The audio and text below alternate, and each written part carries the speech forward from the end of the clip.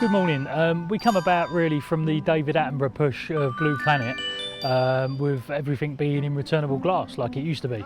So as you can see, we've got an array of different milk types in our own glass bottles and juices which can be returned every day when we come to your house. We're pushing local honey as well.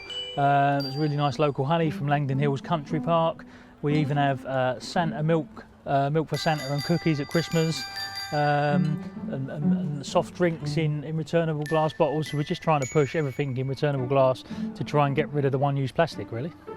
So we've got a website. It's www.ecofreshdairy.co.uk. You can email me, paul@ecofreshdairy.co.uk, and just get in touch, really, and we can tell you about our delivery days in your area. Well, I'm here because we're having an open day at Gracetown Park, and it's really nice to see. Nice weather, nice surroundings, and nice way of meeting everyone. So it's great to be here. Well, we need to actually encourage people to do the right thing if we're going to save our planet. And it's great to see. I'm looking over there at milk. Now, we all buy milk in plastic containers, but over there they deliver them by bottles, and it's all recyclable. And it takes me back to my first ever job when I was a teenager. I used to deliver milk. And so it's really good to see. But there's lots of things like that where we just have to look at our habits and actually do better at making sure that we're doing our best to conserve the planet, because, you know, it's our responsibility to save it for future generations. And really looking forward to COP26, which will be happening in Scotland in a few weeks' time, where the whole world will be coming together to share those ideas and make sure that we do things better. Most of the things I make are wooden or from pottery. Then at the end we have all my homemade Christmas decorations, and also I do a lot of the pebble pictures, which can all be personalised. I've been involved in Scouts for about 31 years now, since I was a Venture Scout. So we're based just behind the Thameside Theatre at First Grey Scouts. They've been there since 1909, so we're like the oldest Scout group in Grays. And today we've got some things. We're raising a little bit of money towards summer camp, but also trying to recruit some new members, because we're very short of young people at the moment. It's a real shame, because we do lots of fun things like going out, we do cooking, making things, lots of games, fun adventures. In a couple of years we're going to Switzerland, so lots of opportunities for the young people of Grays. We are from Thurrock Play Network, which is a charity that has a resource centre called the Pyramid Resource Centre, and we like to provide lots of arts and crafts for the children for free. And we have a scrap store in Chadwell St Mary that houses lots of low-cost materials to have fun with your children, and all ages, of all ages, can come along and attend some different events that we do. And we like to try and give advice and support to parents and carers. That's made from one of our volunteers. She came in to help us, and she's taken some material that was donated to us, and she's made some bunting and lots of reusable bags for our customers and our members to come and buy. And every bit of money that we make at the centre all goes back in to be able to produce this sort of activity, all for free for the children. Refill came about because there was no one in my area that had a refill cabin. I used to work over at Southend, and there's the other refill shop up there, and when I was made redundant I decided I'd make my own refill shop, so this area would have it available to them. There is everything from rice pastas, herbs and spices, household liquids, shampoos, conditioners, everything, fruit and nuts, the lot, it's all in there. It's from a couple of different suppliers. I have local suppliers. I have two big food suppliers. That one's down in Devon, the other one's up in Wigan. And they deliver the big majority. Then chocolates and bits and pieces just come round the corner from Romford. I just like meeting different people. I like doing these events as well. These are fab. I do like it. So yeah, no, it has been good. And I love to natter to everybody that comes along, as they'll find out. I like to use things that are natural products, so we've got lots of slate and glass and wood. That's what most of our things are made from. And it's decoupage, so we actually use napkins to produce the patterns. We've got a variety of patterns, but my favourites are the ones that have got birds on, sunflowers. I absolutely love sunflowers. Things that make you smile, really. So everything on our stall is happy. We don't do sad. We do things that make people feel nice. It's a mixture of paint, glue, napkins, and then we varnish to make sure that things are long lasting. Sometimes we use other things as well, like embellishments. It's not a difficult craft to do it. Anybody can try it, but it is difficult to get it just right. So a lot of this has taken a lot of practice, but I would encourage anybody to have a play with it because it's good fun. So it started with, I took cooking classes when I was younger, and I really like cooking, and I posted some of the stuff I did online on Instagram. And I created my own recipe, brownie recipe, and while we were in lockdown. And to be honest, it just happened out of nowhere where people started contacting me asking if I was selling. At the beginning I would say no, and then we decided to come out with this idea of actually creating it. Started with normal brownies and then decided to go with vegan as well. Hi, I'm Georgia. Sergio was the main idea, and then I just liked to help, and then I took over the vegan recipe, and I'm the one that sort of started looking into that, and we developed it together. Yes, this is just an example of the plastic that I can collect and send it to a company called the Thurrock. I don't work for them, I'm just a volunteer, and I run a drop-off point for them. I've actually got 2 collection points at the moment in Grays that people can use to drop off their plastic. They usually don't go in the blue bin.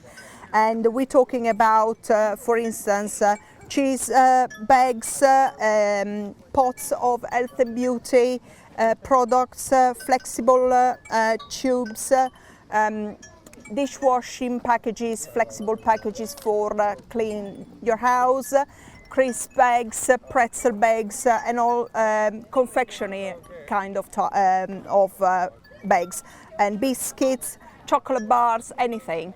I, at the moment, collect about 50 different kind of plastics that would end up all in the landfill. And I was having a look around my personal TerraCycle account, and only of crisp bags I've collected in nearly 3 years over 65,000. That is a lot of plastic that we took away from the landfill.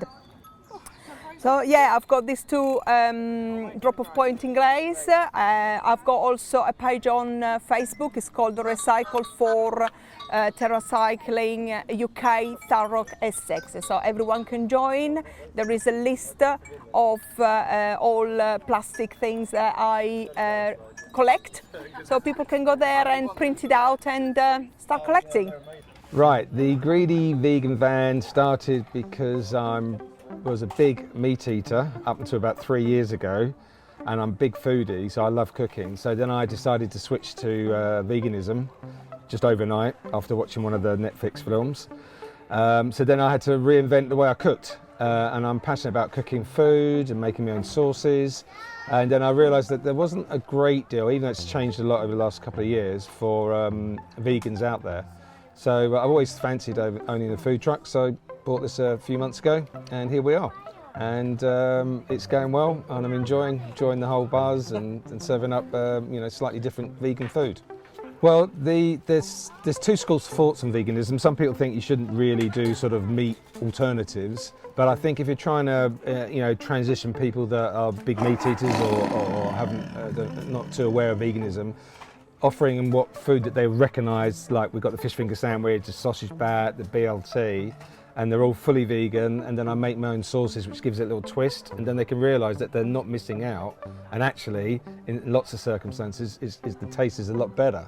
Plus it's a lot healthier, it's cheaper than meat products, and obviously the environment and all the other benefits that come from it, and your own personal health as well.